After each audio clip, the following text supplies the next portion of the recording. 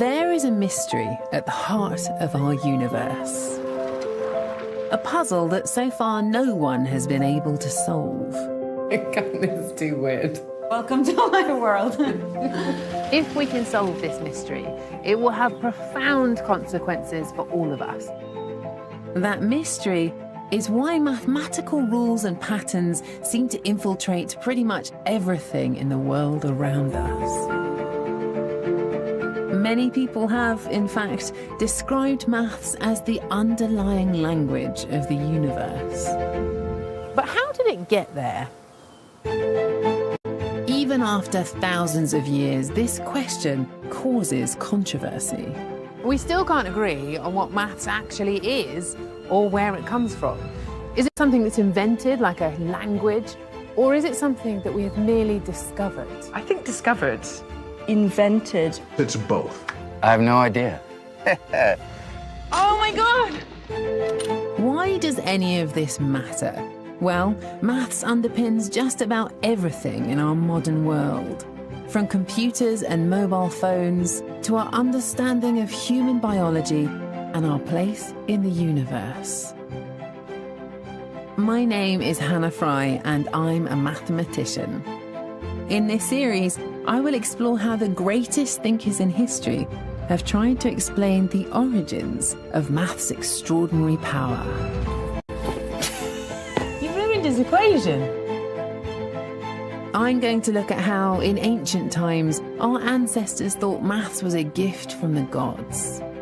How in the 17th and 18th centuries, we invented new mathematical systems and used them to create the scientific and industrial revolutions.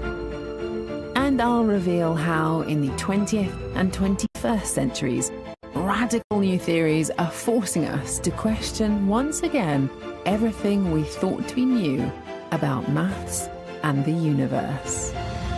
The unexpected should be expected, because why would reality down there bear any resemblance to reality up here?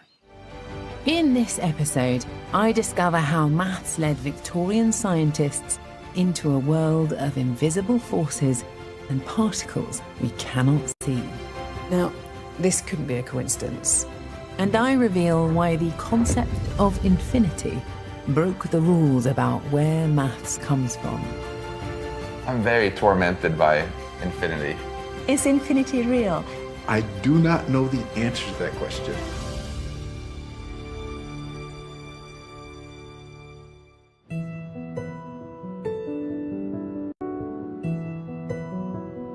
Our world is governed by the rules of science.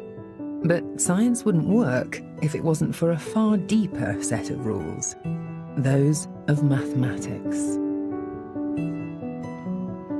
It predicts the movement of the planets and the ebb and flow of the tides. If you look hard enough at anything, you'll find mathematics hiding underneath. If maths is the language of the universe, then where do numbers come from? Before we learn that 1 + 1 = 2, the idea of 1 and 2 still existed. The nature of oneness and two-ness has always been there. The concept of numbers is something universal. All around the world and in every language, we understand the idea of what 1 or 2 means. And this raises an intriguing question. Is maths all in our heads? Is it something that we have invented, a language that we use to describe the universe? Or is it an external physical reality? Something that exists completely independently of us humans? Something that's just out there, waiting to be discovered? In ancient times, we were in awe of the power of maths. Seen as a gift from the gods, it was considered pure and complete. But through the centuries, maths developed. It wasn't complete after all. New areas and techniques have been invented. And the more we explored science, the more it became obvious that we couldn't just rely on simple experiments.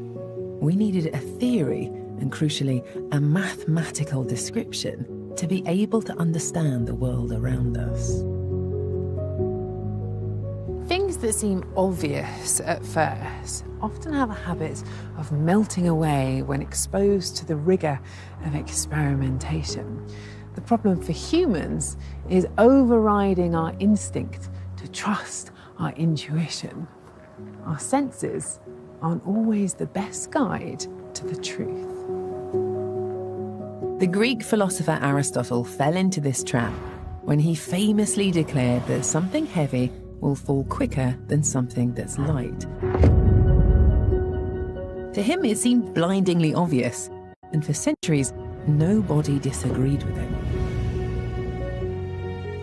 On the face of it, you might think that suggesting that heavier objects fall faster than light objects was quite a sensible idea. After all, if you drop them at the same height, a hammer lands first. But a 16th century scientist and mathematician called Galileo Galilei had a different explanation. He believed Aristotle had failed to consider something crucial. The incredible fact is not that Aristotle was wrong, but that his law of motion stood unchallenged for almost 2,000 years. How could such a flawed idea survive for so long? Well, to be fair, there are a few reasons. You can see the hammer hitting the ground earlier than the feather. The reason for that, of course, is air resistance. And Galileo argued that if you dropped them in a vacuum, they would land at exactly the same time. To come up with this theory, Galileo imagined the idea of a vacuum in which air resistance didn't exist, and created a series of laws that describe the motion of falling objects. They completely overturned Aristotle's ideas.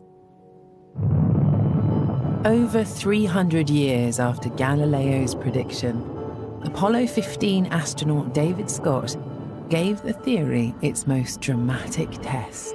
Well, in my left hand I have a feather. In my right hand a hammer. And I'll drop the two of them here, and hopefully they'll hit the ground at the same time.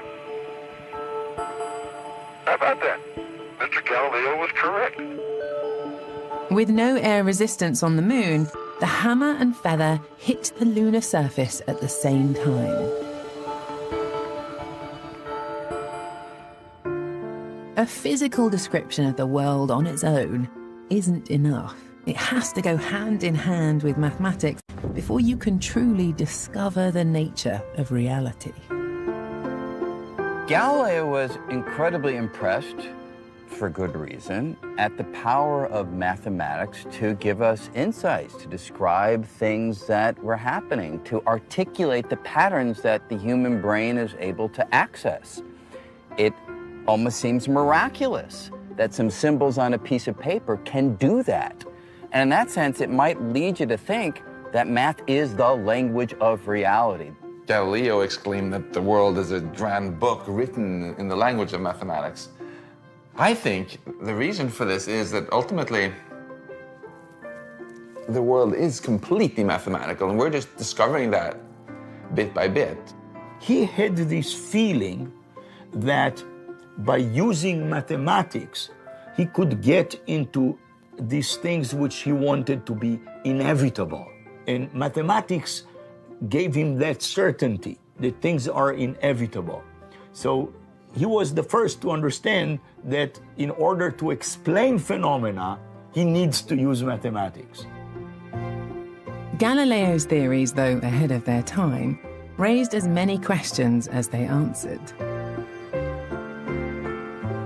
There appeared to be some kind of a force that was pulling objects to the ground, but exactly what that force was or how it worked remained a mystery. Solving this mystery would take the genius of a 17th century Englishman. His name was Isaac Newton.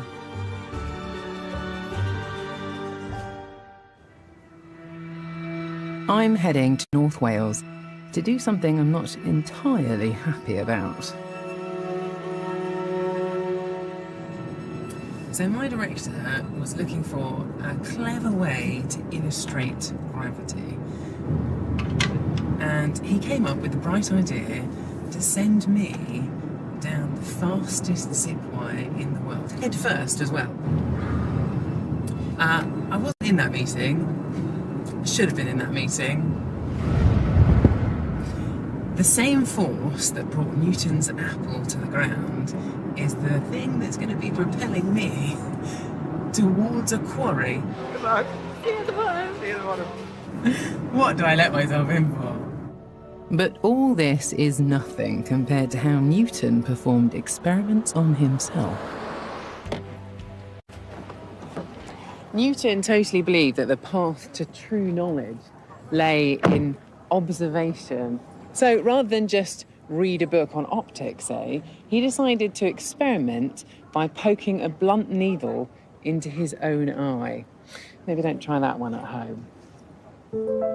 He wasn't going to take someone else's word for it. He had to test these theories for himself. As he began wrestling with bigger ideas, such as gravity, only mathematics could help him find the answers. When you think about it, gravity is actually quite a strange beast. It creates this invisible force of attraction between me and everything around me, but one that's weak enough that I can easily overcome it just by moving my own muscles. Newton set out to find a way to describe this mysterious force. Originally described in words, his law of gravity was later written down in the form of an equation. Now, don't be fooled by its simplicity, because this guy packs a real punch. I'm using it to work out the force that will be acting on me as I head down the zip wire. To understand it, you need to know what all the letters stand for. So let's begin with F, the force. Newton says that between any two objects in the universe, there is an attractive force. And this force depends on the mass of those objects. So there's capital M here, that's the mass of the Earth. And then slightly smaller, the little m there, is me. That little m is my mass, and it's measured in kilograms. There's also G, the gravitational constant, which Newton knew had to exist, although he didn't know exactly the size of it at the time, and R there, which is the distance between me and the centre of the Earth. More generally, what this equation is saying is that the bigger the mass of your objects, like planets, for example, the bigger your force between them is going to be. And the greater the distance between objects, the bigger this R is, the weaker the force of gravity is going to be. So what does Newton say the force of gravity will be on me?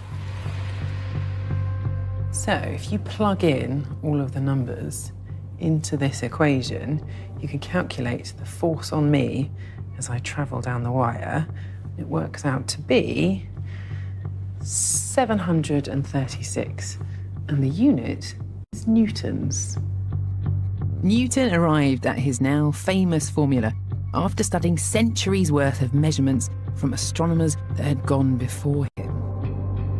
His law of gravity not only explained why objects fall to the ground, it predicted the positions of every moon, planet, or comet anywhere in the cosmos. That is one devastatingly powerful equation. This was Newton's genius. Once you've got a mathematical law, you can use it to apply to anything. Apples, planets, and people.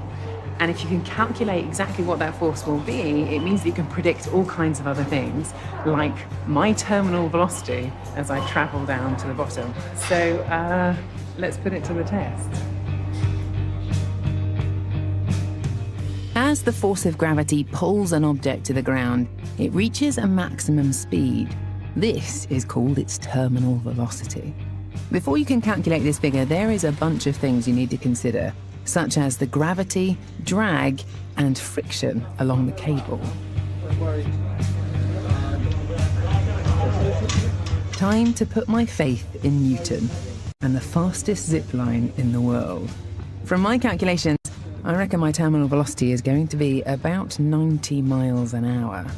I don't think I'm going to speak to this director again. What am I doing? 5, 3, 2, 1.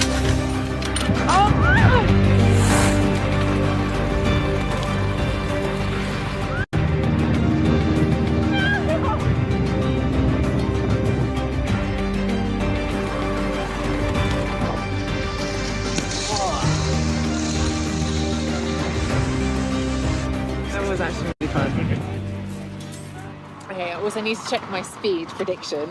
Now, disclaimer, just before I came down, they added some flags to the back of me just to slow me down because the wind's picked up, as you can probably hear. So I don't think I'm going to quite hit 90, but let's have a look here. There's a big spike there on the graph, and it says it's 49 seconds for 1 mile, which is about, what, 75 miles an hour, something like that? Not bad, not bad. For a back-of-the-envelope calculation, not bad.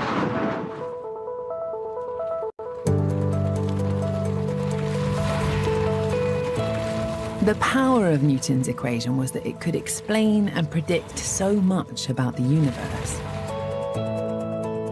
It allowed us to think of nature as ordered, not just on Earth, but throughout the cosmos. The key breakthrough of Newton was that he had the audacity to shatter this idea that Earth rules are different from heaven rules and the moon doesn't fall down because it's made of heaven stuff, and say, wait a minute, maybe all things obey the same physical laws. His laws of force and of motion were not meant to merely apply in, say, the heavenly realms or just on Earth. They were meant to apply everywhere, and the idea was the whole of nature would really be captured by this single set of laws. I mean, the fact that we can write equations and know how to power a rocket and have it land on the moon and come back. Holy cow! I mean, we take these things for granted, but think about the power of equations to give us the trajectory and figure out how to accomplish this incredible feat. That is thrilling. If evidence is needed to prove maths is discovered, part of the fabric of reality, then surely this is it. How could something we invented in our brain have the power to reveal the workings of the universe? And the extraordinary power of mathematics wasn't just confined to the stars. By the end of the 18th century, scientists and engineers were using it to drive innovation on a grand scale, what became known as the Industrial Revolution. This changed everything. People didn't just live and work in the fields anymore. There was an explosion of growth in towns and cities as employment switched to factories. And driving this entire revolution was the invention of the steam engine. The impact of this new technology was profound. It opened up the country not just to people and goods, but to ideas. New ways of doing things were propelling us into the age of the machine. How fast does it go? 25 miles an hour maximum. What are we doing now? About 15. And yet your speedometer goes up to 100. Yeah, come coming there. Behind all of this were the essential calculations of the machine age. How strong the materials were, how hot or cold something might get. It was mathematics that was used to design faster and more efficient machines. So how hot does it get in there? In Fahrenheit, it goes to about 2,500 degrees. 2.5? What's that in Celsius? I'm not sure. Hot, very hot. New skills were required in all of this. So whereas before you would have craftsmen using hand tools, now you had people in factories operating machinery. But there's also a sea change here in the way that we think. It's a belief that while the natural world might not be tamed, it can at least be bent to our will. The Industrial Revolution marked a major turning point in history. From textiles to iron production and the spread of the railways, almost every aspect of daily life was influenced in some way. And at the heart of this revolution was mathematics. Now, this is a world that feels firmly rooted in reality. We can trust the numbers and we know that they're not going to let us down. So forget all of your airy-fairy philosophical stuff here. This is maths in action. It's big, it's bold, and actually, it's pretty amazing. Technological miracles were coming thick and fast. Mathematics had given us a description of how the world works that was driving our understanding forward.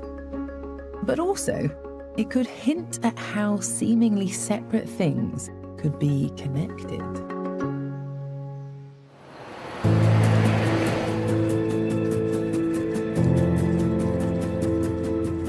By the 19th century, mathematicians and scientists began to wonder what else was out there just waiting to be discovered. They soon turned their attention to the invisible link between electricity and magnetism. Both had been known about for centuries, from the raw power of lightning to navigation by means of a ship's compass. But they'd always been thought of as two very different things. It was a working-class son of the Industrial Revolution, Michael Faraday, who was the first person to see a connection between the two. I've come to the Royal Institution, to the place where Faraday had his laboratory. To see if electricity and magnetism were linked, Faraday ran a series of experiments. He took a wire that had electricity passing through it, and he watched as it moved the needle of a compass.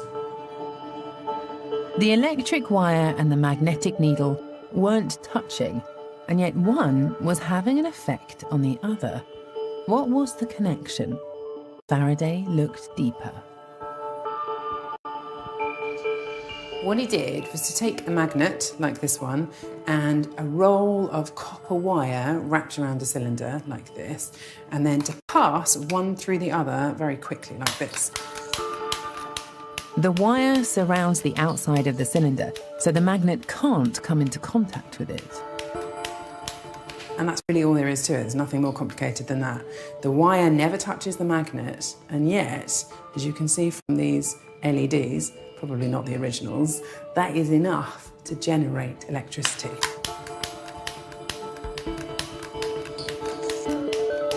Faraday realised there had to be some kind of invisible force working behind the scenes. And he had a clever idea of how to make it visible. What you do is you take a permanent magnet and you place some paper on top of it, and then take some iron filings and sprinkle them on top. Now, this I think is one of the most memorable experiments that you do at school. And I can remember that moment where you see the invisible force field that's created by the magnet. As the iron filings fall onto the paper, they line up with the magnet's field lines.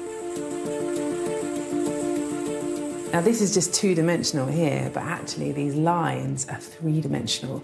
They come out and they warp and curve and wrap around the entire magnet.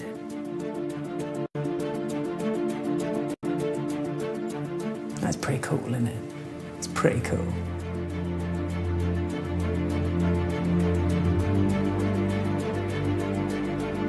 Faraday's iron filings experiment revealed the existence of an invisible field stretching out into space. He could see the lines of the force, but he was an experimentalist and lacked a complete mathematical description of what was going on. As a result, many of his contemporaries dismissed his ideas as fanciful. It was the Scottish scientist James Clerk Maxwell who took Faraday's ideas and came up with a mathematical way to link electricity and magnetism. Drawing from the observations of previous scientists, Maxwell distilled electricity and magnetism down into 4 equations that worked for nearly every situation. The symbols themselves aren't important to the story. The key point is that Maxwell spotted a gap. The mathematics was telling him there was something missing in this last equation.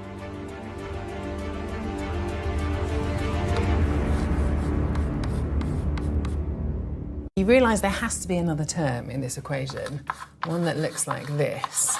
And essentially what it's saying is that if an electric field is moving, then a magnetic field will wrap itself around it.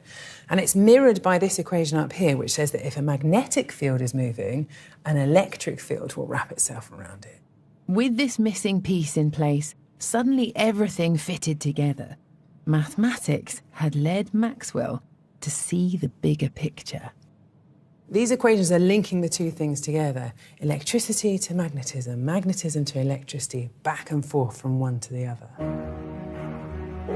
Using only mathematical ideas, Maxwell had found the evidence to prove that electricity and magnetism were inextricably linked.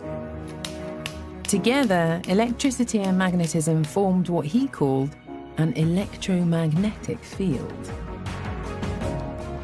This helped explain so much.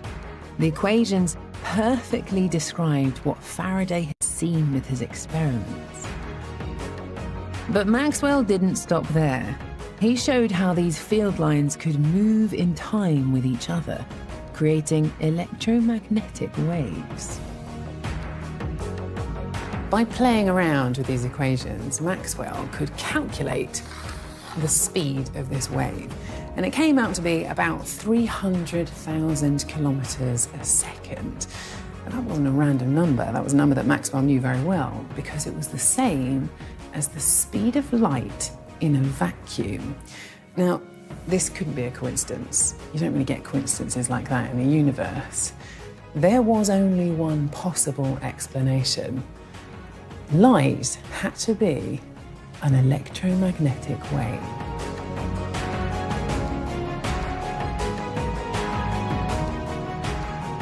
Maxwell's discoveries were genuinely revolutionary. He'd given us a unified theory for electricity and magnetism, and as an added bonus, an explanation of light itself. For the first time, an electric field, a magnetic field, and light could all be explained using a single theory. The elegance and simplicity of this solution was breathtaking. Surely nothing the human mind could conceive of would ever be capable of thinking up something so sublime. Equations that reveal new truths about the universe. It feels very much as if this answer was always out there. It just needed someone who thought differently to discover it. It's quite uncanny how mathematics has again and again predicted new things in the physical world that we weren't even looking for. You come up with novel predictions. You come up with ideas that there should be structures in the world that you haven't yet discovered. And then on inquiry, you discover those to be real. That's really extraordinary. I can tell you from my personal experience, it is shocking, not just surprising, but shocking that mathematics makes predictions about the world around us. The ancient Greeks found intriguing patterns in nature which seemed to follow the rules of maths. Then Newton showed us how mathematical equations had the power to predict the movement of the planets, revealing an ordered universe. By the 19th century, the formidable power of maths allowed Maxwell to unify electricity and magnetism. It seemed inconceivable that maths could be anything other than something we discover. But then something happened that turned this worldview on its head. There was a new way to look at maths. Someone had invented a different way of doing things. Since the days of the Greek mathematician Euclid, more than 2,000 years ago. Right angles and parallel lines, the kind we learned at school, have been the bedrock upon which all of geometry and our understanding of space is built. But in the 19th century, mathematicians started to wonder whether everything really was as it seemed, or whether there was the possibility of something a bit weird going on behind the scenes. You can see it with games like Pac-Man. What kind of a shape is the Pac-Man universe? Your instinctive answer might be a square, and you'd be right. Sort of. For instance, if this little pink character exits to the left, it will re-enter on the right. Which actually makes this universe more of a cylinder. What's more, in other similar games, you can exit out of the top and re-enter at the bottom. Which means that these two loose ends have to bend around and connect up to one another. It's a bit of a strange idea to get your head around, but these kind of computer games are not played on a square, they are played on a donut. Once you move from a flat square to another shape, you can't take it for granted that geometry will follow the rules you've always expected it to. Behind the scenes, there can be something else going on entirely.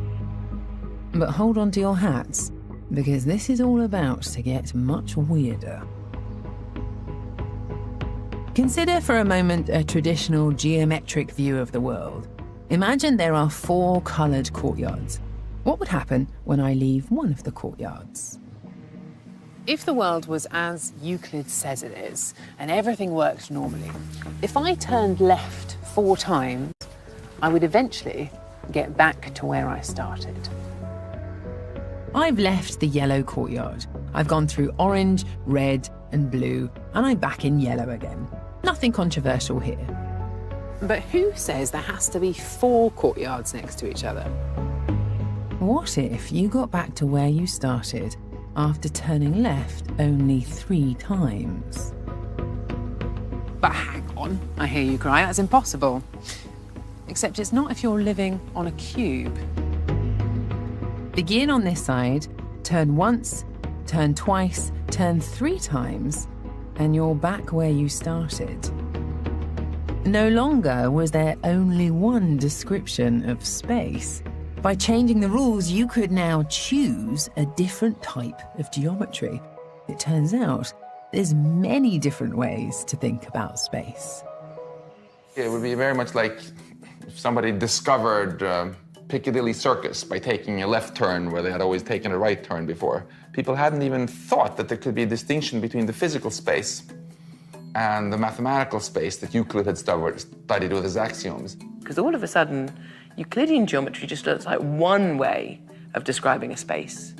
And in fact, it happens to be a good one for describing the space we're sitting in right now, not such a good one for describing space on astronomical scales, it turns out.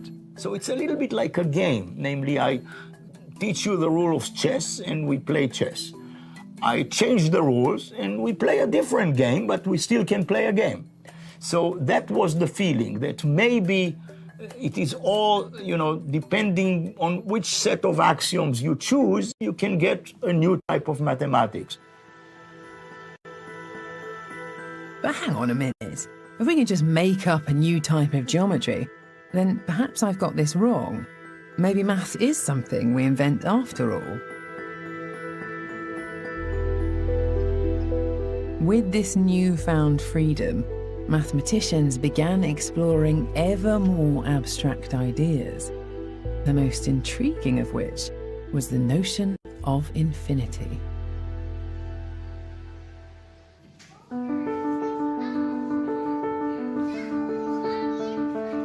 Can everybody show me the sign that we are going to be using to solve this problem? Off you go. From an early age, we all have an idea of what infinity is, but it's hard to pin down. Our minds aren't built to wrap themselves around the concept of something that is completely endless and boundless. And that makes describing exactly what infinity is pretty tricky. It's a number that keeps on going and never stops. The biggest number I could think of is 99 billion. 400. Googleplex. There's nothing bigger than infinity because that's the biggest number that you could possibly need. I'm very tormented by infinity. I have a love-hate relationship with infinity. I love using it when I teach courses at MIT because it makes things so easy to derive and prove. But in my gut, I know there is no actual infinity. It's just a convenient approximation. Is infinity real? It's about as real as the number 1 or the number 0. It's a concept. It's a useful concept in describing a certain set of elements. And in that sense, yes, it's real. I think it's fair to say that nobody in the laboratory is ever going to have a dial that registers infinity, that measures infinity. We're never going to literally count to infinity. We can approach it, but from that point of view, I don't think we're ever going to embrace it the way that we embrace tables and chairs and finite objects. Certainly by definition, we can't go there. You can't get there. Try and get closer to infinity, it always stays just as far away. You might imagine that something as abstract as infinity is not very useful. But in reality, infinity offers a way to solve problems that previously would have seemed impossible. If you wanted to know the distance between the UK and New York, you could try and use a ruler on a globe like this. But you'd have some trouble because, of course, the world is round and curves, unlike straight lines, are quite tricky to measure. Good luck in geography class with a globe and a measuring stick. But what if, rather than just using one ruler, you use two much smaller rulers and use how they overlap to wrap around the curve of the Earth? Now, by doing that, you're not going to get the exact distance between London and New York, but you're going to get a much better approximation for it. And you can imagine the more and more rulers that you use, the better they'll wrap around the curve of the globe, and the better an approximation you'll end up with. So here's the key idea. If you zoom in enough on any curve, it will start to look straight. And if you have an infinite number of teeny tiny rulers, you can perfectly measure the length of any curve just by adding up all of those straight lines. It's only by harnessing the power of infinity that any of this is possible. Okay, so why should you care? Well, it's not just the Earth that's got curves, because everything from the movement of satellites in the sky to the rise and fall of the stock market to understanding how our human behaviour changes over time, all of them rely on this idea of infinity. Relying on an idea we don't really understand isn't something that sits comfortably with mathematicians.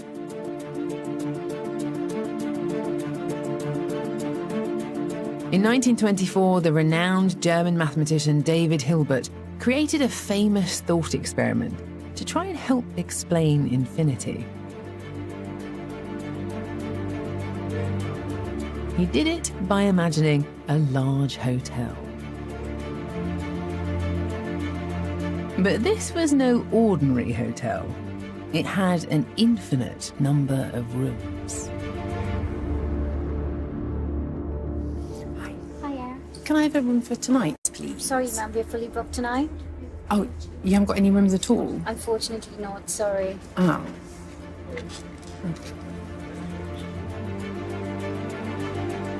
Hilbert wondered what would happen if all the rooms were full and a guest like me turned up.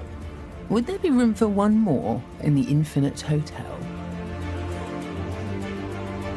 So today I've turned up and the place is fully booked. They're saying they haven't got any rooms at all whatsoever. I've tried asking them if they know who I am, but apparently they're not familiar with my back catalogue of extremely niche online maths videos, if you can believe it. Even in a hotel with an infinite number of rooms, there's a problem. The manager can't just put me in the last room, because in an infinite hotel, there is no last room. So if the hotel is full, how do I find a bed for the night? All we have to do is politely ask the person staying in room 1 to move along into room 2. The person in room 2 to move to room 3, 3 to 4, 4 to 5, and so on, and so on, and so on. As there's no last room, if you move everyone along by one room number, every guest has somewhere to sleep. And that leaves room 1 for me. Even if the hotel is full, a room can always be found. That's because infinity plus 1 is still infinity. So there's always room at the Infinity Hotel because you can always add on an extra room at the beginning to make infinity just that little bit bigger. And if my friend wants to come and stay too, well, infinity plus 2 is still infinity, which is perfect for a girls' weekend away. I told you it was weird. That's the thing about infinity. It's a very slippery beast.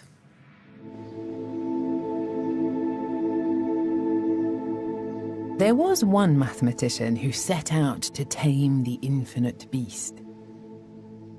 His name was Georg Cantor, and the question he wanted to answer sounded deceptively simple. How big is infinity? With that one simple question, Cantor would start a revolution, one that would have a profound effect on the foundations of mathematics. I've come to Halle in Germany. It was here that Cantor taught in the city's university. For him, infinity was the key that opened the door to a new mathematical landscape. I don't know about you, but I find it quite hard to picture in my head the size of something like our solar system or our galaxy, the Milky Way. These distances are so big that they defy our imagination. But each of these things scales into insignificance. They are infinitesimally small when compared to the vastness of infinity. While the idea of infinity was known to the ancient Greeks, some of Cantor's contemporaries saw it as an offshoot of maths, rather than anything worth understanding in its own right. This wasn't good enough for Cantor. If our knowledge of the world is built on infinity, he said, we can't just accept it, we have to understand it. To get a handle on infinity, take a look at these two sets of numbers. Let's imagine that along here, you've got all of the natural numbers, the counting numbers. So 1, 2, 3, 4, 5, 6, 7, 8, and so on. Now, there's going to be an infinite number of these. Now, next to it, let's put the even numbers. So 2, 4, 6, 8, and so on. On the surface of it, it looks like this infinity will be bigger than that one. As both of these lines will go on forever, it seems obvious that the infinity of 1, 2, 3, 4 will be bigger than the infinity of the even numbers 2, 4, 6, 8. After all, there's only half as many of those. But actually, if you shuffle all of these along, they actually match up rather nicely. So 1 goes with 2, 2 goes with 4, 3 goes with 6, and so on and so on. Neither of these lists are ever going to run out. As each list of numbers never stops, every counting number can always find an even number to pair up with. As a result, both infinite lists of numbers have to be the same size. We know this is true because we can count them. I know that seems like a bit of a strange idea, but just go with me on this for a second. Because you can start at the beginning and work your way up, counting as you go. The first number, the second number, the third number, and so on and so on. Now, it's true that you would have to carry on counting forever, but you could be sure that you wouldn't miss any of the numbers as you went. Even though the infinity of the counting numbers looks bigger than the infinity of the even numbers, they're actually the same size. Next, Cantor tried something different. He set out to count all the numbers between 0 and 1. Where is the most sensible place to begin? Is it 0.1? Well, no, because 0.01 is smaller. And it can't be 0.01 either, because 0.001 is smaller still, and 0.00001 is smaller still. Wherever you try and start, I can always find another number to squish in, and that means there is no sensible place to start. However hard you try, you can't count up the number of numbers between 0 and 1. This infinity is uncountable. Cantor's disturbing conclusion was that some infinities are bigger than others. The sheer audacity of his work set off a quiet revolution in the world of mathematics. If Cantor thought that his work was going to be welcomed with open arms, then he was to be sorely disappointed. He was attacked on all sides by his academic colleagues. They called him a scientific charlatan and a corrupter of the youth, and some even tried to sabotage the publication of his works. Could it be that Cantor's ideas on infinity were merely a product of his own imagination, something he invented? His work on infinity consumed every waking minute. In May of 1884, he suffered a nervous breakdown. Eventually, he was brought here to the Nerven Center in Halle, a psychiatric hospital. How did Cantor's desire to tame the infinite impact on his illness? I'm meeting the hospital's director, Dr. Frank Pillman. This, for example, is a case note from 1907.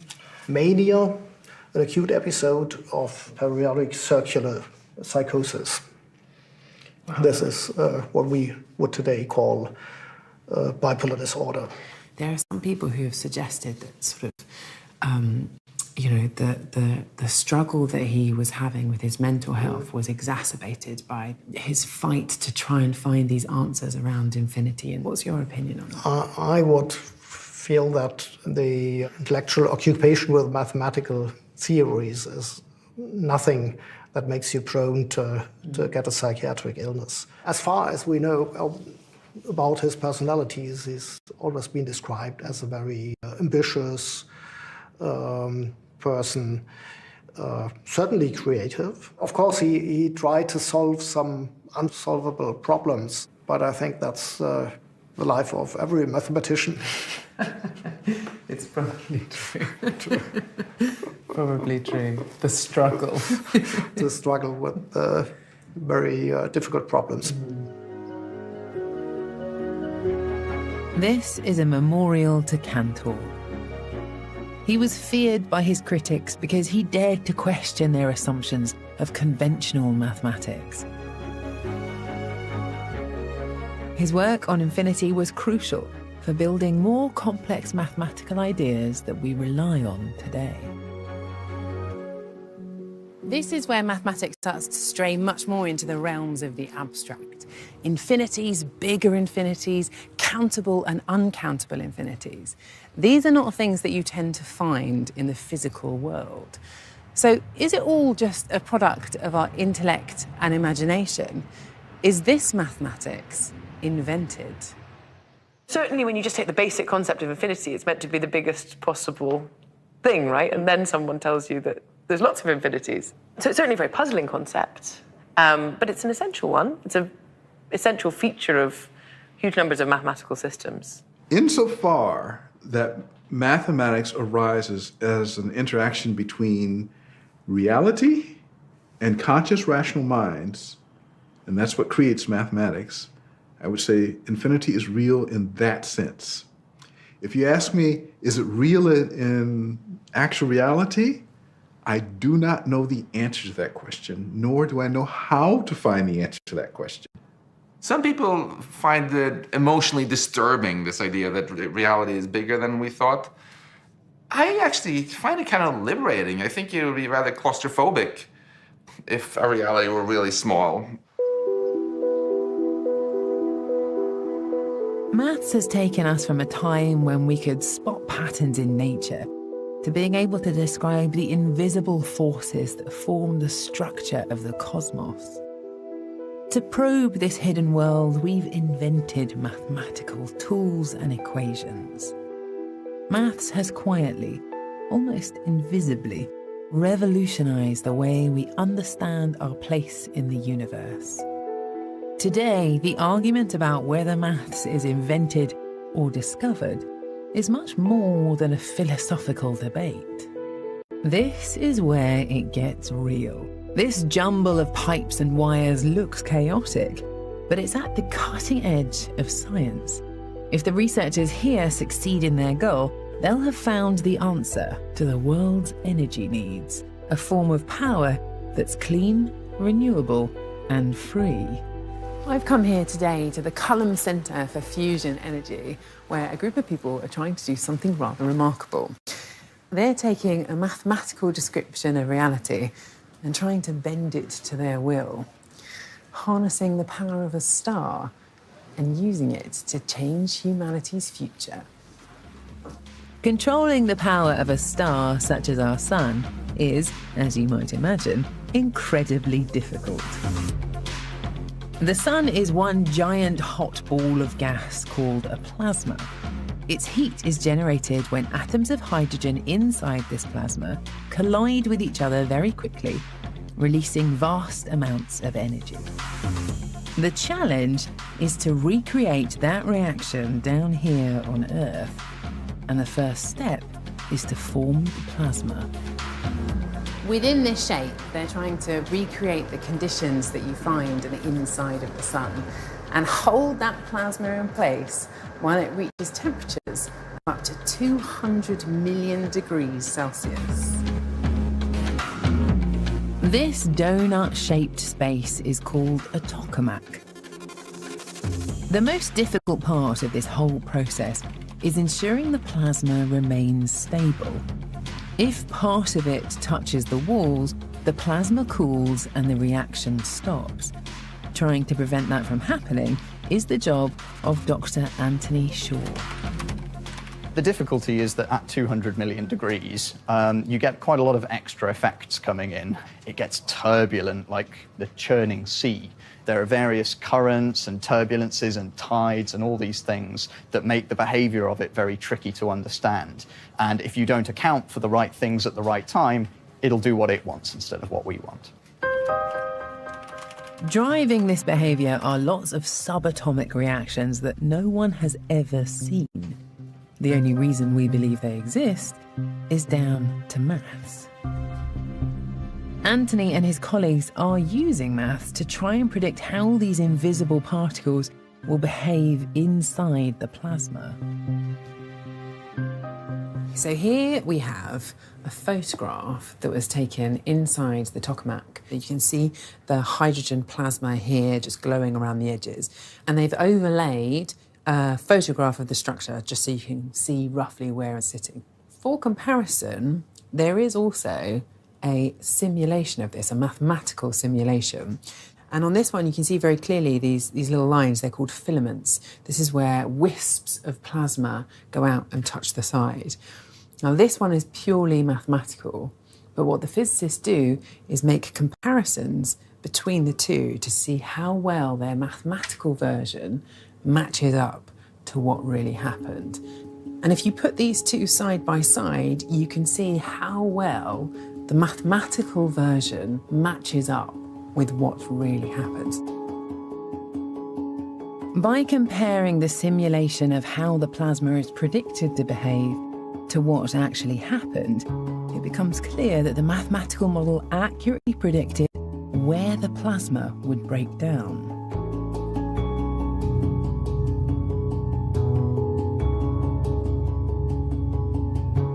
Now, the reason why this is important is because there's no limit, really, to the number of mathematical simulations you can run. But once you get them matching up to reality, once you know that your mathematical version is an accurate reflection of what's happening inside, that is the first step to being able to control your plasma. Nuclear fusion holds out the promise of almost unlimited supplies of clean energy. If they can ever solve this problem, the answer will lie in mathematics and its ability to describe an invisible world of subatomic particles and forces. The only way you know what's happening inside that plasma is by using mathematics. It's the maths that tells you how all of this works. In trying to replicate what's happening inside a star, we're pushing the boundaries of what science and maths is capable of. But we've been doing research in this area for decades. We've had the equations for even longer, and yet we're still not quite getting perfectly and neatly to the answer. If there are these gaps around the edges, if there are limits to how far the maths can take us, then how can it be discovered? Maybe it is just an invention after all. So where have we got to with our investigation of mathematics so far? Well, Newton came along with his fundamental laws of gravity that led to these incredibly powerful equations that can precisely predict the movement of planets in the universe. But they're not quite perfect. But then you have Cantor and his amazing ideas about different sizes of infinities. And maybe math starts to go down a slightly different path. And the more you go down that road, the more it starts to feel like mathematics is invented. Next time, things get even weirder as the logic of math starts to break down. There's a bit of a paradox here. Who shaves the barber? And we take another giant leap forward. Hey! Amazing! As mathematics redefines the nature of space and time. Einstein completely upended our understanding of space, time, matter, energy, and kind of what else is there to the nature of reality. I mean, how did he think of that? Our world is becoming stranger than we realize. And there may even be multiple versions of it. Mathematically speaking, in an infinite universe, everything that's possible has to happen somewhere. If we trust the maths, then where it's taking us is somewhere truly bizarre. What makes our world work the way that it does? Explore more about the magic and mystery of mathematics and how it impacts our everyday life. Just go to bbc.co.uk/maths and follow the links to the Open University. Hannah joins Adam Rutherford investigating mysteries from pain thresholds to déjà vu, the curious cases of Rutherford and Fry on iPlayer Radio. Tomorrow, Brian Cox asks the big questions. Who are we and why are we here? Human Universe is at 8 here on BBC4. And causing 1,000 tons of snow to hurtle down a mountainside in the name of science, avalanche making a deadly snowstorm on BBC2 at 9.